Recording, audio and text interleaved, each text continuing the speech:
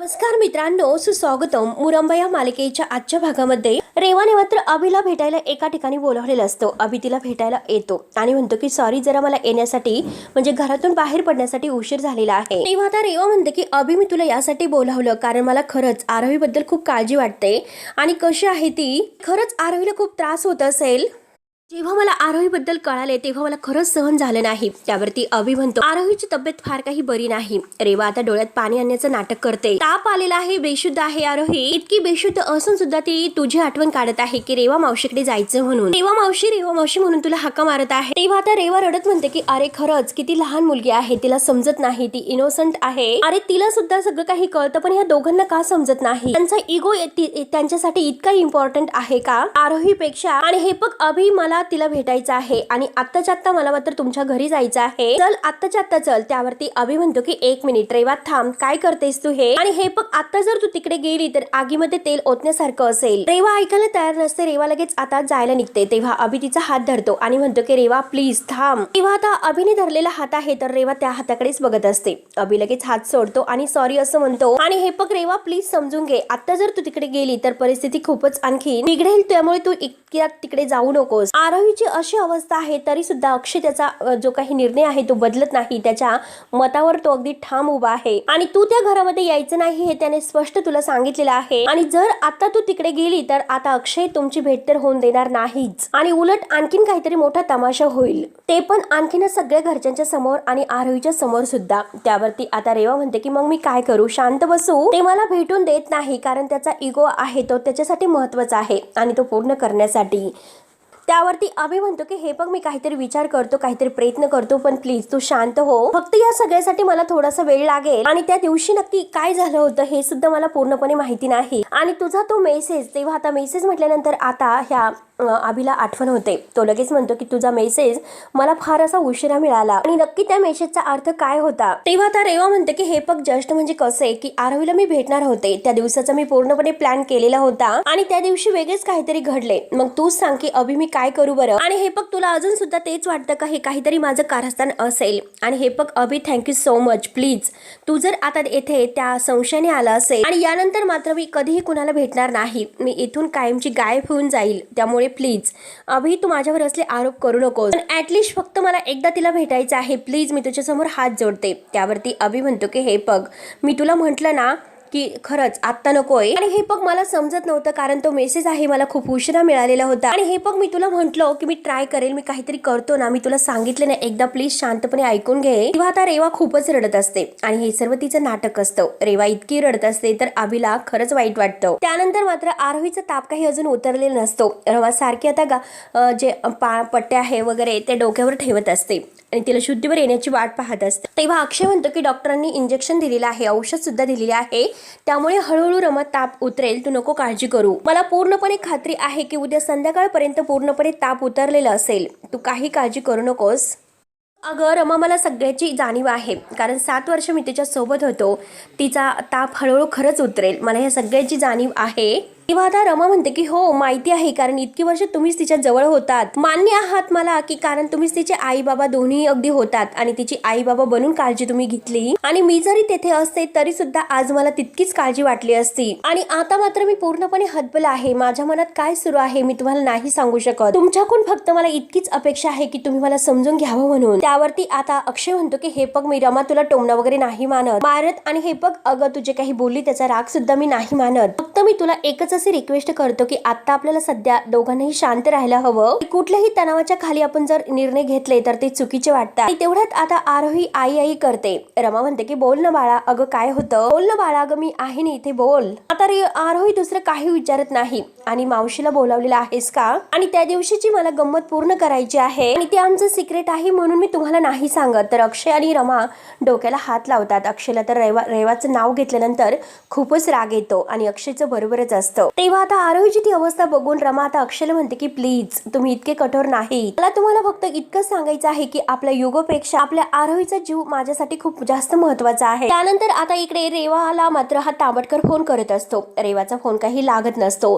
तांबटकर चंदावरच ओरडतो, तुला माहिती होतं ना तिची अवस्था कशी होती, मग चंदा तू एकटीला का तिला बाहेर सोडलं? आता तूच सांग की आपण तिला कुठे शोधायचं आहे, आणि चुकून जर ती रमा अक्षयच्या दारात जाऊन बसली तर काय होईल याची कल्पना तुला आहेस का? 100 वेळेस मी तिला कॉल केले आणि ती फोन सुद्धा उचलत नाही. म्हणून आता तांबटकर खूप वैतागलेला असतो आणि रेवाच्या काळजीने तो टेन्शन मध्ये येतोय. कम ऑन पिकअप असे बोलून तो आता फोन करण्याचा खूप प्रयत्न करत असतो. तेवढ्यात तांबटकर पुन्हा फोन करतो तर रेवाचा मोबाईल तेथेच वाजत असतो, कारण रेवा तेथे आलेली असते. रेवा आता आपला मोबाईल पर्समध्ये ठेवते आणि तांबटकर हे सगळे आणि चंदा तिच्याकडे पाहत असतात. तेवढ्यात रेवा आता तांबटकरच्या जवळ येते तर आता तांबटकर धावतच रेवा करत असतो आणि थँक गॉड तू परत आलीस. रेवा तू एकटी न सांगता अशी कुठे गेली होती? तांबटकरचा जीव रेवासाठी तिळतिळ तुटत असतो, पण रेवा तर फक्त त्याच्या प्रेमाचा फायदा घेत असते. तांबटकर म्हणतो की रेवा अगं तू फोन का उचलत नाही? तुला कळत नाही का मी किती घाबरलो होतो? तेव्हा आता रेवा म्हणते की मी आरोहीला भेटायला गेले होते, तिला बघण्याची माझी इच्छा झाली होती. आता तांबटकर समोर सुद्धा ही नाटक करत असते.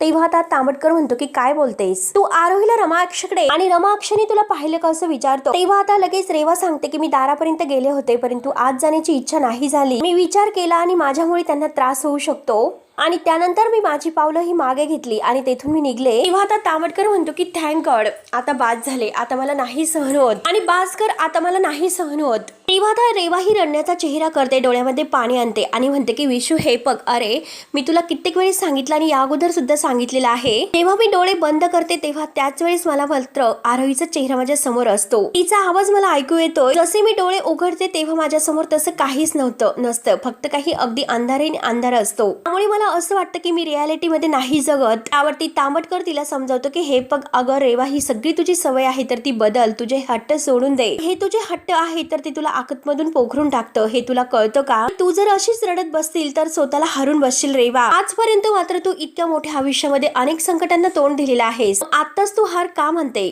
आणि हे बघ थोडासा वेळ दे, जखम पूर्णपणे भरून निघेल, सगळं काही नीट होईल, पण तुला यातून बाहेर पडावंच लागेल. त्यावरती रेवा म्हणते की बघ ना विशू, अरे आई पण सुद्धा असंच असतं. तेव्हा आता तांबटकर म्हणतो की हो आई पण, आणि त्यानंतर मात्र आता रेवा ही त्याच्यासमोर नाटक करत असते. इकडे आरोही मात्र अजूनपर्यंत काही डोळे उघडत नाही, त्याची तब्येत बिघडतच चाललेली असते. तर मग अक्षयला म्हणते की हे बघा आरोहीची तब्येत आणखीनच बिघडत चाललेली आहे, त्यामुळे हे अशा अवस्थेत मी तुला आणखीन नाही बघू शकत, यातून आपल्याला काहीतरी मार्ग काढावा लागेलच. त्यावरती अक्षय म्हणतो की हे बघ आरोहीला मात्र अशा अवस्थेत बघताना मला सुद्धा आनंद नाही होत. हे बघ मी सुद्धा आरोहीचा बाप आहे, मला सुद्धा कळतं तिची तब्येत आता बरी नाही, आणि हे बघ मी आता जे काही तिच्यासाठी करतोय हे सगळं काही तिच्या हितासाठी करतोय. त्यावरती रमा म्हणते की तिची ही अवस्था तिचं हित आहे का? इतकी काळजी आहे का तुम्हाला? तुमचा इगो तुम्हाला महत्वाचा आहे, आणि ठीक आहे तुम्हाला जर रेवाला तिला भेटून द्यायचं नसेल तर भेटून देऊ नका. आता मात्र तुम्ही आरोहीला या अवस्थेतून बाहेर काढण्यासाठी काय करणार आहात बरं? आता उत्तर हवं आहे, काय पर्याय आहे तुमच्याकडे? त्यावरती अक्षय म्हणतो की हे बघ आपण मात्र सगळं काही करतोय, मेडिकली जे जे काही शक्य आहे ते सगळं काही आपण करतोय. औषध दिलेली आहे, आता डॉक्टर सुद्धा तिला चेक वगैरे करून आता औषध दिलेली आहे, सगळं काही व्यवस्थित आहे. मग आणखीन आपण काय करायला हवं? औषधाचा परिणाम तर तिच्यावर होऊन दे, ताप तर तात्काळ उतरेलच ना, त्यामुळे प्लीज थोडासा संयम ठेव, औषध दिल्यामुळे तिचा ताप नक्की उतरेल. त्यावरती रमा म्हणते की हे बघा तिचा अवस्था बघा, मी संयम नाही ठेवू शकत. तेवढ्यात आरोहीला पुन्हा जाग येते आणि ती मावशी करत असते. रमा आणि अक्षय दोघेही तिच्याजवळ धावतात आणि ती आता आरोही रमाचाच हात धरते. तिला असं वाटतं की रेवाचा आहे आणि ती म्हणते की मावशी तू आलीस, मला माहिती होतं की तू नक्की येणार, तुम्हाला सोडून कधीही नाही जाणार, तू मला भेटायला नक्की येशील. तेव्हा रडतच रमा म्हणते की आरोही अगं मी मावशी नाही, मी तुझी आई आहे, बघ ना एकदा माझ्याकडे तू प्लीज आरो. तेव्हा आता आरोही रेवाचंच नाव घेत असते की मावशी मला खूप भीती वाटते, मला तुझ्या सोबत यायचं, मला तुझ्या कुशीत झोपायचं आहे, मला बाबा घेऊन जाईल, बाबा खरंच तुझ्यावर रागवतो, आपण गुपचूप जाऊयात. आणि तेवढ्यात अक्षय मात्र आरोहीला म्हणतो की हे बघ आरो डोळे उघड बरं, प्लीज आरू डोळे उघड, आरू प्लीज अगं डोळे उघड, बघ ना माझ्याकडे. आरोही मात्र काही बोलत नसते. आता मात्र अक्षयच्या डोळ्यात सुद्धा पाणी येते आणि तो सुद्धा आता म्हणतो की खरंच या मुलीचं काय करायचं. रमा सुद्धा खूप रडत असते. तेव्हा मात्र आता तांबटकर इकडे रेवाला समजावत असतो की हे बघ अगं तुझी आई सुद्धा तुला सोडण्याऐवजी तुला संपवायला निघाली होती, आणि भावनेच्या आहारी जाऊन स्वतःचा लिलाव करणं हे आता बंद कर. तेव्हा आता रेवा म्हणते की अरे जे काही आता हे सोल कनेक्शन असतं ते रिअल असतं, राईट, आणि मला सुद्धा तेच वाटतं. आरोहीच्या बाबतीत आमचं कनेक्शन आहे तर ते रिअल आहे, त्यामुळे कोणी कितीही काही केलं तरी सुद्धा ते तुटणार नाही, अगदी तू सुद्धा कितीही काही कर. तेव्हा लगेच आता तांबटकर हसतो आणि म्हणतो की घट्ट नातं म्हणजे ठीक आहे, आपण सुद्धा या घट्ट नात्याची परीक्षा बघूयात. आणि हे बघ रेवा, आपण आत्ताच्या आत्ता मात्र हे शहर सोडतोय, आपण मुंबईला जातो. तेव्हा आता रेवा विचार करते आणि चंदाकडे पाहत असते. तर आता तांबटकर म्हणतो की हे बघ, जर आपण येथे राहिलो तर ही ओढ मात्र तुला शांत नाही राहून देणार. आज मात्र तू त्यांच्या दारात उभी राहिली आणि उद्या कदाचित मात्र तू त्यांच्या घरामध्ये सुद्धा पाऊल टाकशील आणि नंतर मात्र जे काही घडेल ते सावरणं माझ्या डोक्याच्या बाहेर असेल. त्यामुळे प्लीज आता आपण हे शहर सोडतोय. सगळ्या गुंत्यातून जर रेवा तुला बाहेर पडायचं असेल तर ह्या सगळ्यापासून तुला लांब राहणं हे खूप महत्त्वाचे आहे. जर तू इथे राहशील तर तू यामध्ये खूप अडकत जाशील. त्यामुळे आपण आपल्या मुंबईच्या घरी जाऊ. रेवा आता तांबटकरचं बोलणं ऐकत असते आणि आपल्या मनात म्हणते की माझा गेम आहे तो मी सहजासहजी मोडून देत नसते. पण हवं ठीक आहे, विशूच्या मात्र ह्या डिसिजनचा काहीतरी उपयोग तर आपण करून घेतलाच पाहिजे. तेव्हा तांबटकर पुन्हा विचारतो की आपण मुंबईच्या घरी जायचं तिकडे राहूयात ना. तर रेवा म्हणते की ठीक आहे, तुला जर माझ्या नात्याची परीक्षा घ्यायचीच असेल तर ठीक आहे, चालेल मला. आणि तू जर जिंकला तर हा हट्ट आहे तर मी कायमचा सोडून देईल. आणि जर मी जिंकले तर, आणि पुन्हा म्हणते की हरकत नाही, आपण आजच मुंबईला जाण्याची तयारी करतो. आणि हे बघ विशू, मला थोडासा वेळ दे, चंदना आणि मला थोडीशी पॅकिंग करावी लागेल. तेव्हा आता तांबटकर प्रेमाने तिच्या डोक्यावर हात ठेवतो, तिच्या गालाला हात लावतो. तेव्हा आता रेवाचा काहीतरी आणखीन प्लॅन असतो. त्यानंतर आता इकडे डॉक्टर पुन्हा येतात. आता आरोहीला चेक करतात.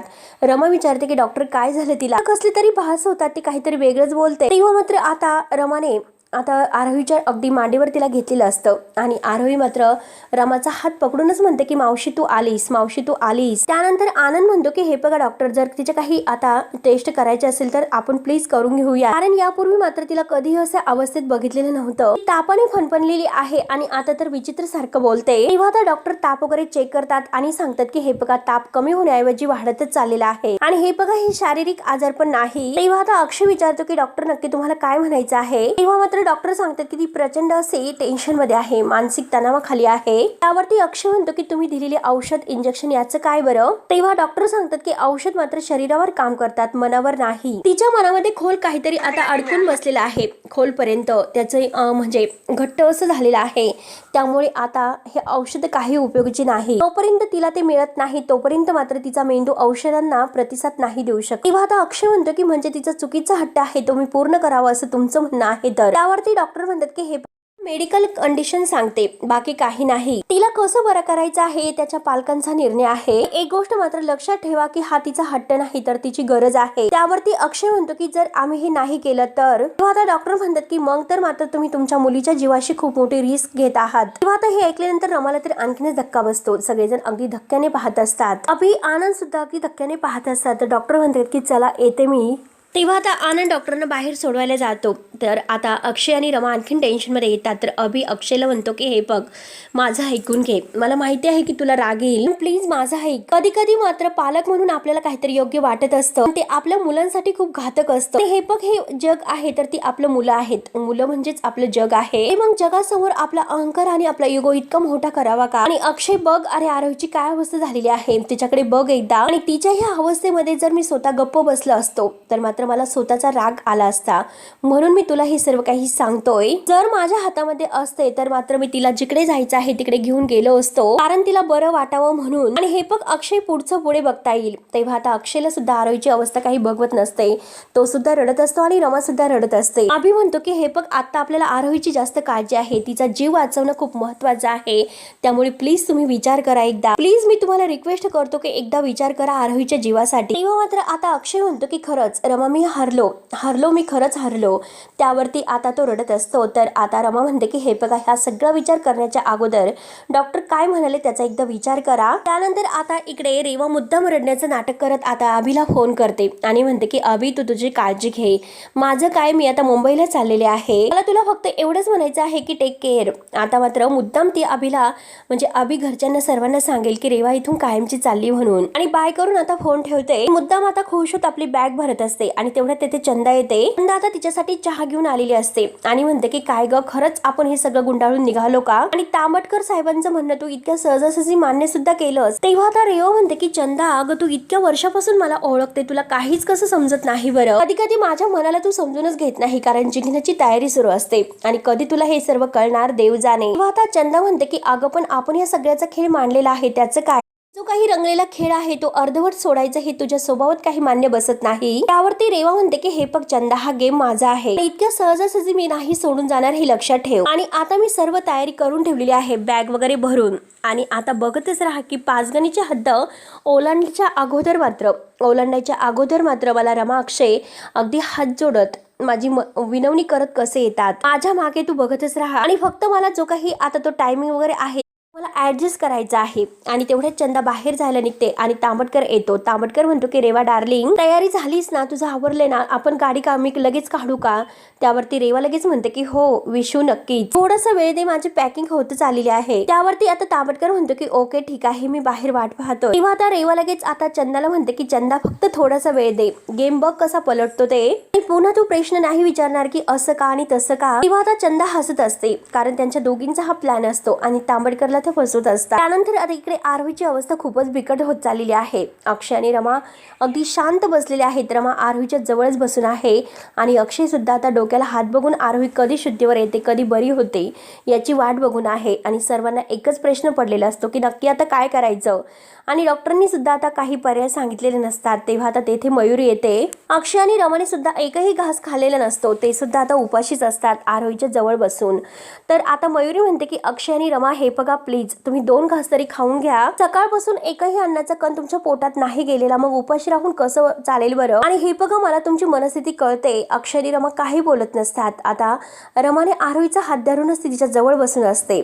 मयुरी म्हणते की हे बघा, आरोहीची काळजी आहे तुम्हाला, मला समजते, पण आता तिला जपण्यासाठी, तिला बरं करण्यासाठी तुमची तब्येत तुम्हाला जपणं खूप महत्त्वाचं आहे, गरजेचं आहे. प्लीज 2 घास तरी खाऊन घ्या, मी तुम्हाला पटकन ताटा वाढून आणते. आणि मयुरी बाहेर निघून जाते. त्यानंतर रमा तर शांतच असते आणि अक्षयला परत म्हणते की हे बघा बघतात ना तुम्ही आरोहीची काय अवस्था झालेली आहे. डोळे सुद्धा तिने उघडलेली नाहीत, तापामध्ये ती इतकी बरसळत आहे की आपल्याला सुद्धा विसरलेली आहे. आणि तिला फक्त आणि फक्त त्या रेवाची आठवण होत आहे. फक्त त्या रेवाचं नाव घेते. आणि डॉक्टरांनी सुद्धा आपल्याला जे काही स्पष्टपणे सांगायचं होतं ते सुद्धा सांगितलेले आहे. तुम्ही सांगा की अजून तुम्हाला काय ऐकायचं आहे, कशाची वाट तुम्ही पाहता. त्यामुळे मी अजून वाट नाही बघू शकत आणि अशा अवस्थेत मी तिला बघू सुद्धा शकत नाही. तुमच्या हट्टामुळे जर तिला काही झाले तर. तेव्हा आता अक्षय म्हणतो की काही झाले तर. तेव्हा आता रमा म्हणते की मला हे बरोबर नाही वाटत. ते बघा, आपण जे काही करतो ते चुकीचं करतोय. ती लहान आहे, तिला काय कळतं. ती आपल्याकडे एखाद्या गोष्टीचा हट्ट करत आहे, ती गोष्ट ती आपल्याकडे मागत आहे.